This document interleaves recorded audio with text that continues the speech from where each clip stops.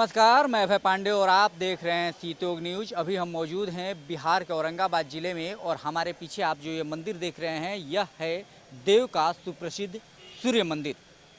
इस मंदिर में आमतौर पर हमेशा श्रद्धालुओं की भीड़ रहती है, लेकिन छठ के दौरान इस मंदिर में श्रद्धालुओं की भीड़ बढ़ जाती है। लाखों की संख्या में श्रद्धालु यहाँ आते हैं और भगवान सूर्य को अपना अर्घ्य देते हैं।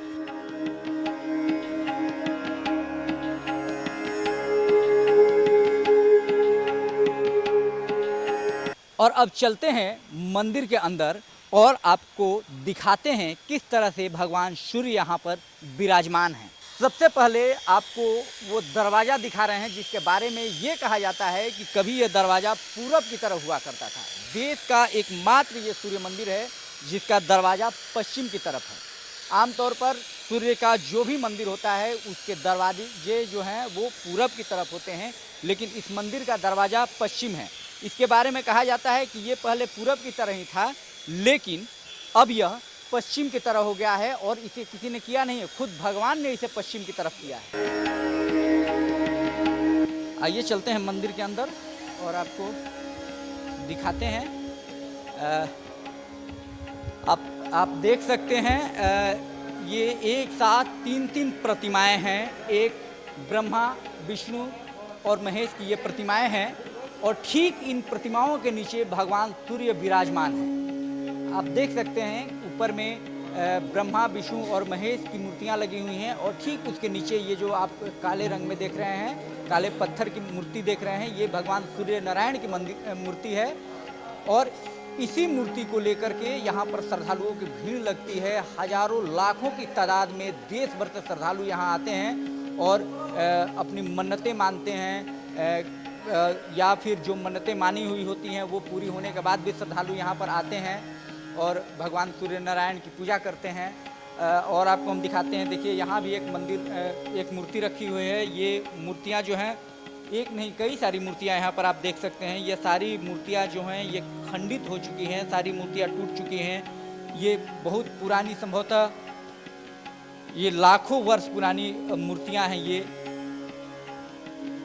ये अब खंडित हो चुकी हैं और यहाँ रखी हुई हैं। पुजारी जी हैं, भगवान के दरबार में यही रहते हैं, यही यहाँ पर इनकी सेवा करते हैं। बाबा, क्या कुछ जानकारी है इस मंदिर के बारे में, हम चाहेंगे थोड़ा सा दर्शकों को बताइए।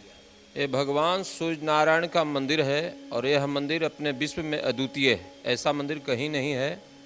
और इस सूर्य मंदिर होते हुए भी भगवान सूर्य एक ऐसे देवता हैं जो प्रत्यक्ष देवता है।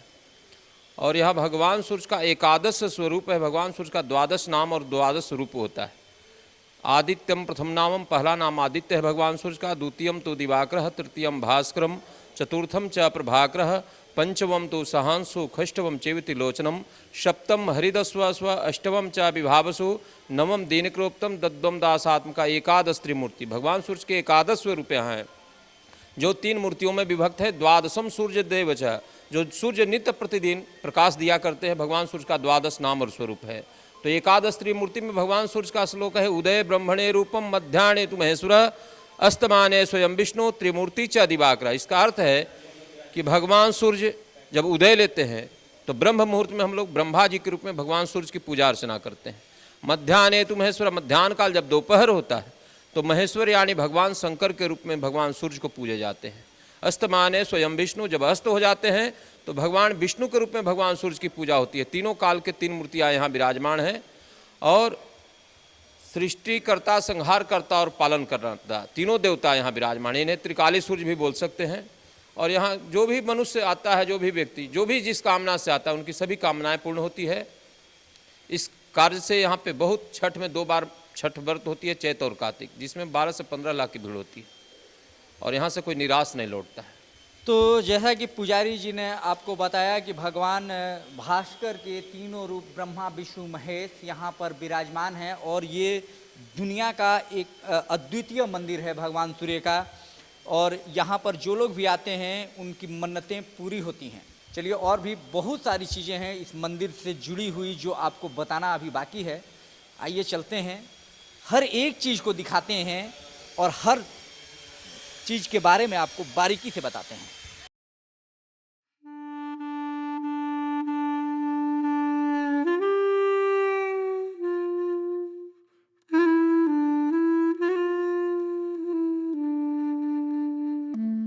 अपनी भव्यता और सुंदरता के कारण यह मंदिर सदियों से श्रद्धालुओं, वैज्ञानिकों और आक्रांताओं के लिए आकर्षण का केंद्र रही है।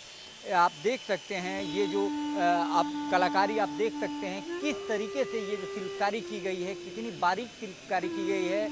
यह सामान्य किसी कारीगर के हाथों का नहीं होगा। निश्चित तौर पर इसे खुद जो है विश्वकर्मा भगवान ने इतनी अच्छी कलाकारी की होगी। आप देख सकते हैं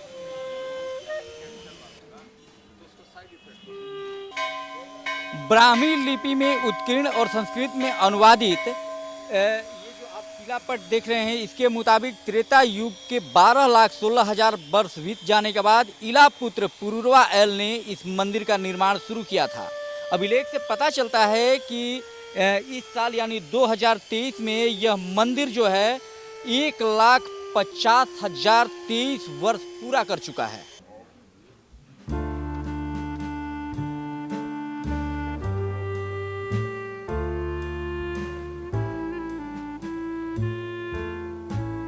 इस मंदिर को लेकर एक नहीं कई मान्यताएं और कथाएं जो हैं वो प्रचलित हैं। कहा जाता है इस मंदिर का निर्माण स्वयं भगवान विश्वकर्मा ने अपने हाथों से किया था।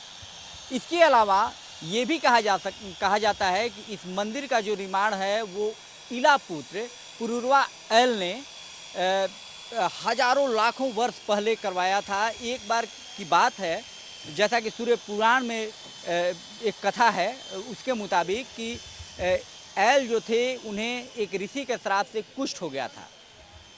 एक बार वो घूमने के लिए, जो राजा एल थे वो घूमने के लिए देववन क्षेत्र में आए, जहाँ आने के बाद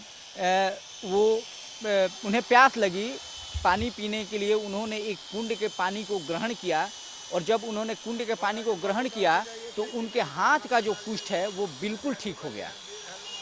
उन्हें नहाने की इच्छा हुई, वो तत्काल उस कुंड में प्रवेश कर गए और नहाने लगे। जैसे ही उन्होंने नहाना शुरू किया, धीरे धीरे उनके शरीर का पूरा कुष्ठ खत्म हो गया।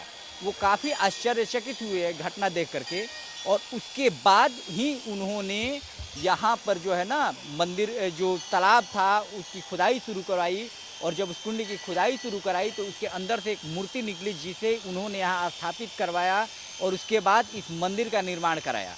और ये है मंदिर का पिछला हिस्सा, जहाँ कभी एक दरवाज़ा हुआ करता था, जो दरवाज़ा बंद होने के बाद अब पश्चिम तरफ से हो गया है। कहा जाता है कि पहले इस मंदिर के भी जो दरवाजे हैं वो दूसरे सूर्य मंदिर की तरह पूरब में हुआ करता था, लेकिन अब इसके दरवाजे खुद ब खुद जो है ना वो पश्चिम की तरफ हो गए हैं।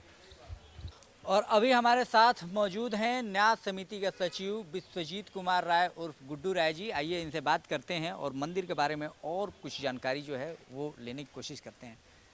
विश्वजीत जी, ये मंदिर तो सदियों पुराना है, त्रेता युग का मंदिर है ये। क्या कुछ इसके बारे में मान्यताएं हैं जो आपके जानकारी में? मान्यता, आप मंदिर के गर्भगृह के मुख्य द्वार पर ही बाएं साइड में एक मार्बल का शिलालेख है, उस पर लिखा हुआ है कि त्रेता युगीन ये मंदिर है। आज को यदि हम काल गणना करें तो 9.5 लाख वर्ष पुराना। राजा इला के पुत्र एल इस मंदिर का निर्माण करवाए थे। ये तो इसका साक्ष्य भी है हमारे धर्म ग्रंथों में, सूर्य महापुराण में। और एक सबसे बड़ी खासियत है कि ये चट्टान को काट के चट्टान पे चट्टान रख के मंदिर का निर्माण हुआ है और कहीं पे भी कोई ज्वाइंट नहीं है। ये एक अपने आप में एक अद्भुत कलाकृति है और ऐसी कलाकृति आपको उत्तर भारत में मिलना मुश्किल है। जैसा कि मैंने आपको पहले ही बताया है कि इस देव सूर्य मंदिर को लेकर कई कथाएं और मान्यताएं प्रचलित हैं। एक कथा जो सूर्य पुराण में देखने को और सुनने को मिलती है वो ये है कि राजा इला के पुत्र पुरूरवा एल, जो किसी ऋषि के श्राप से कुष्ठग्रसित हो गए थे, वो यहाँ देववन क्षेत्र में शिकार करने आए थे। शिकार करने के दौरान उन्हें प्यास लगी। जब उन्हें प्यास लगी तो यहाँ एक छोटा सा कुंड हुआ करता था। उस कुंड में उन्होंने अपनी प्यास बुझाई। प्यास बुझाने के दौरान उन्होंने देखा कि जैसे ही इस कुंड का पानी उनके हाथ में लगा, उनके हाथ का कुष्ठ जो है वो खत्म हो गया। उन्हें आश्चर्य हुआ, जाहिर सी बात है किसी को भी आश्चर्य होगा। गंभीर बीमारी जो पानी की चंद बूंदों से खत्म हो गई। उन्हें भी आश्चर्य हुआ। उन्होंने क्या किया कि अपने पूरे कपड़े उतारे और इस कुंड में उन्होंने स्नान किया। जब उन्होंने इस कुंड में स्नान किया तो फिर उन्हें जो है उनके शरीर का जो भी कुष्ठ था वो कुष्ठ बिल्कुल खत्म हो गया। मन में जिज्ञासा हुई कि आखिर क्या कुछ है इस कुंड में, क्या कुछ है इस जलाशय में जो इसके पानी के शरीर पर लगते ही पूरा कुष्ठ खत्म हो गया। उन्होंने इस तालाब की, इस कुंड की उड़ाही शुरू कराई। तत्पश्चात उन्हें यहाँ पर 3 मूर्तियाँ मिली। संभवतः वह ब्रह्मा विष्णु महेश की मूर्तियाँ थी। इन मूर्तियों को उन्होंने एक मंदिर में स्थापित किया और तब से लेकर आज तक उस मंदिर में भगवान ब्रह्मा विष्णु और महेश के साथ भगवान सूर्य विराजमान हैं और सदियों से उनकी पूजा होते चली आ रही है।